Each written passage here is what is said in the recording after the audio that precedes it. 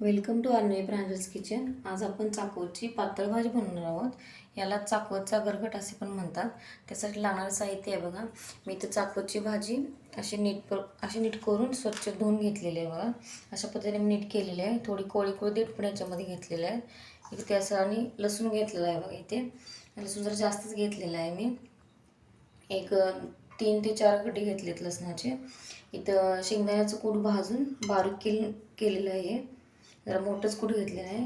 1-2 मोठे चमचे इथे मी तुरीची डाळ घेतलेली आहे आणि इथे शेंगदाणे घेतले आहेत, कच्चे शेंगदाणे इथे. आता आपण पहिल्यांदा कुकरमध्ये चाकवतची भाजी शिजवून घेणार आहोत. आता आपण ही धुवून घेतलेली भाजी कुकरमध्ये घालूया. मी गॅस काय चालू केलेलं नाही अजून. थोडी भाजी घालून घेऊया कुकरमध्ये. त्याच्यावरती शेंगदाणे घालून घेऊया.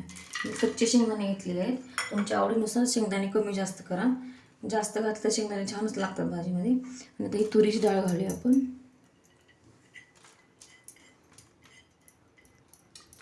ही मोठे 2 चमचे डाळ आहे तुरीची. धुवून घेतली डाळ मी. आता आपण याच्यामध्ये परत ही भाजी राहिलेली घालून घेऊया.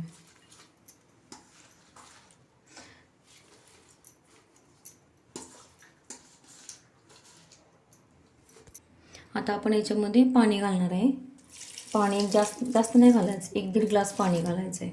थोडंसं म्हणजे भाजी शिजण्यापुरतं. अजून जरा थोडंसं घालूया आपण. 1 ते 1.5 ग्लास पाणी बस होते भाजीला. पाणी जर तुम्ही जास्त घातलं तर काय होणार, भाजी तुमची गरगटा कसं पण पातळ होणार. 1 ते 1.5 ग्लास पाणी पुरेसं याला. आता आपण झाकण लावूया आणि गॅस चालू करूया. आता आपण याच्या 5 ते 6 शिट्ट्या आपण करणार आहोत. भाजी छान शिजवून घ्यायची म्हणजे गरगटा कसा मिळून येतो आणि असं घट्टसर होतो. इथे बघा आपण कुकरच्या 6 शिट्ट्या काढून घेतलेल्या आहेत. आता आपण बघूया भाजी कशी शिजली ते. कुकर थंड झालेलं आहे आता.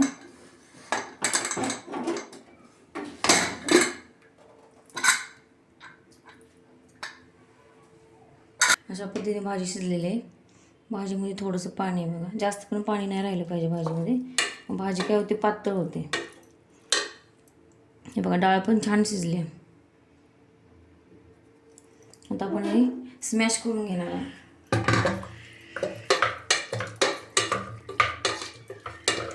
इथे बघा मी अशा पद्धतीने भाजीची स्मॅश करून घेतली आहे बघा, एकदम अशी बारीक. आता आपण काय करणार आहे, भाजी फोडणी देणार आहे भाजीला. त्यासाठी मी इथे मगाशी माझे जिरे सांगायचे राहून गेले होते. जिरे आणि मी हा ठेचा घेतलेला, याला खरडा पण म्हणतात. मी ह्या मिरच्या भाजून परत त्याच्यामध्ये लसूण जिरं घालून बारीक करून घेतलेला ठेचा आहे हा. आणि आता आपण फोडणी देणार. आणि हा लसूण पण मी काय केलेला आहे, ठेचून घेतलेला आहे बघा. इथे मी एक पातेले घेतलेलं आहे. आपण गॅस चालू करूया. आता आपण काय करूया, पहिल्या त्याच्यामध्ये तेल घालून घेऊया.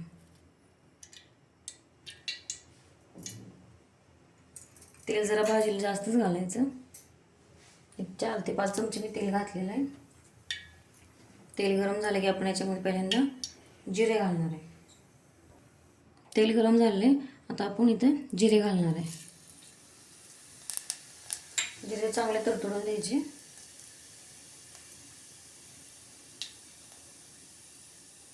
आता आपण याच्यामध्ये घालणार आहे लसूण, ठेचून घेतलेला लसूण.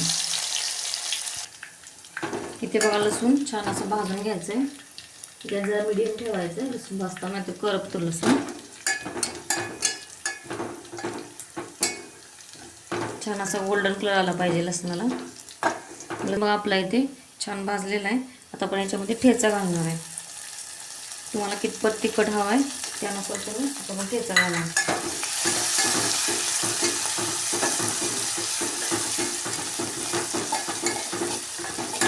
ठेचा याच्यामध्ये छान भाजून घ्यायचा आहे. खूप कमी सामानामध्ये ही चाकवतची भाजी होते.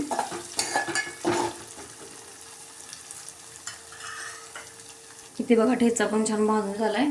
आपण याच्यामध्ये आता ही स्मॅश करून घेतलेली भाजी घालणार आहे.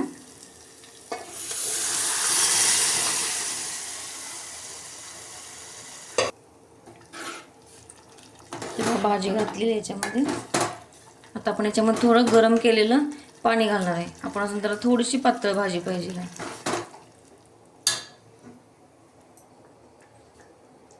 इथे बघा मी पाणी गरम करून घेतलेलं आहे. आता आपण हा कुकर काय करूया, धुवून घेऊया पाणी. आता आपण हे पाणी घालून घ्यायच्यामध्ये.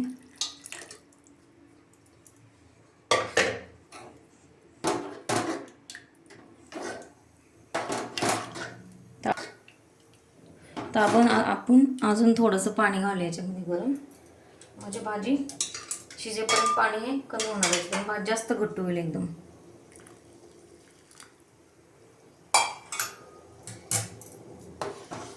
बस एवढं पाणी पुरेसं येतं भाजीला.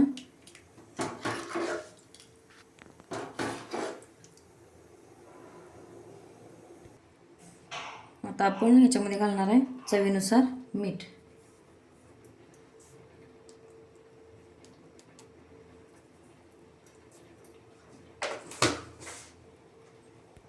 आता आपण याच्यामध्ये घालणार आहे हे भाजून घेतलेल्या शेंगदाण्याचे कूट. हे मोठं मोठं कूट घेतलेलं आहे जरा मी, हे घालणार आहे. आता एक 5 ते 4 मिनटं आपण ही भाजी छान शिजवून घेणार आहे.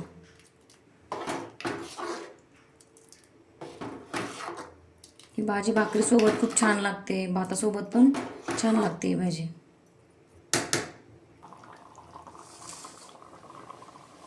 इथे बघा अशा पद्धतीने आपली भाजी एक 4 ते 5 मिनटं छान शिजलेली आहे बघा, अशा पद्धतीने. आता आपण काय करूया, भाजी खायला घेऊया. गॅस बंद करूया.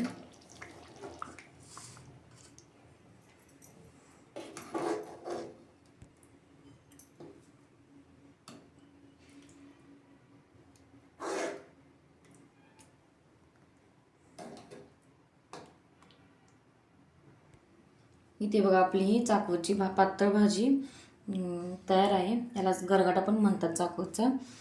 आणि ज्वारीची भाकरी सोबत आपण खाणार आहे चाकवतची भाजी. तुम्ही नक्की रेसिपी करून बघा. तुम्हाला कशी वाटते ती कमेंट बॉक्समध्ये सांगा. आणि आमच्या चॅनलला नक्की लाईक करा, शेअर करा आणि सबस्क्राईब करा.